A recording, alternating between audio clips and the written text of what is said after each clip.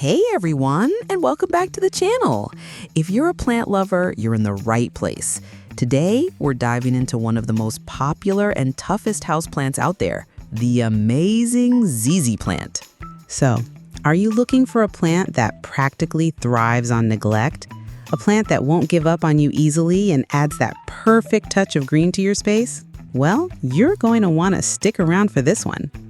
Its fancy name is Zamioculcas Zamiofolia, and it originally comes from East Africa. Just knowing that tells you a lot because it's built to survive drought. And what's its secret weapon? These little potato-like things under the soil called rhizomes. Seriously, check this out. They store water, which is the key to its survival.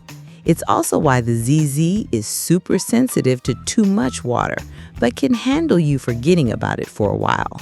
This makes it the perfect plant for beginners or anyone who travels a lot. And get this, as a bonus, it's a fantastic air purifier. Having one of these around literally makes the air in your home fresher and cleaner. How cool is that? All right, let's talk care.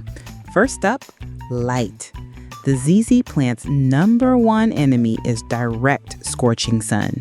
It loves medium and direct light.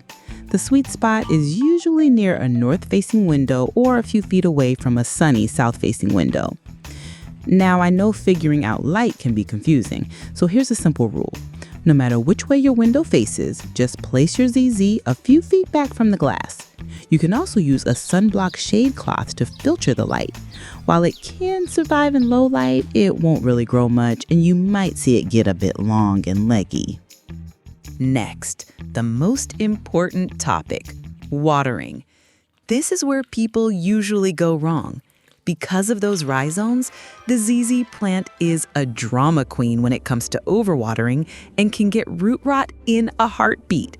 The golden rule is to let the soil dry out completely. Before you even think about watering, do the finger test. Stick your finger about 2 inches into the soil. Is it bone dry? Okay, now it's time to water. When you do water, give it a good, thorough soak until you see water drain out of the bottom. And then, this is crucial, dump out any excess water from the saucer. Never let it sit in a puddle. By the way, if you're worried you've already overwatered, check out our other video all about saving a ZZ from root rot. Let's talk soil. A heavy soil that holds onto water is a killer for your ZZ. You need soil that is light and drains really well. The easiest option is to just grab a bag of cactus or succulent mix. Or you can make your own with potting soil, a lot of perlite, and maybe a little peat moss. What about temperature and humidity? Good news, your ZZ is not picky. It's perfectly happy with standard room temperatures anywhere between 18 to 28 degrees Celsius or 65 to 80 Fahrenheit. Normal home humidity is totally fine. Just do me a favor and keep it away from heaters or AC vents. And fertilizer, less is more. The ZZ plant doesn't need much. During the growing season, spring and summer, you can feed it once a month with a balanced fertilizer like a 20-20-20, but dilute it to half strength. In the fall and winter, just let it rest. No fertilizer needed. Here are 2 final pro tips. First, to keep those beautiful leaves looking glossy, gently wipe them down with a damp cloth every now and then to get the dust off. Second, if you're wondering how to get new shoots or pups, here's the secret. Don't put it in a huge pot. The ZZ plant actually likes its roots to be a bit snug and crowded. When the pot is filled with roots, that's when the plant feels secure enough to start sending up new growth. And a very important safety note, the sap of the ZZ plant is toxic if ingested, so it's best to keep it away from curious pets and small children.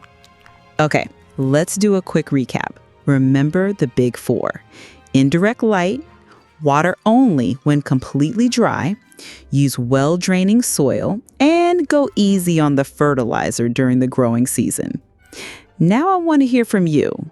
Do you have a ZZ plant? What are your best tips or biggest challenges? Let me know down in the comments. So, if you have plant problems, don't stress. Just leave it to me.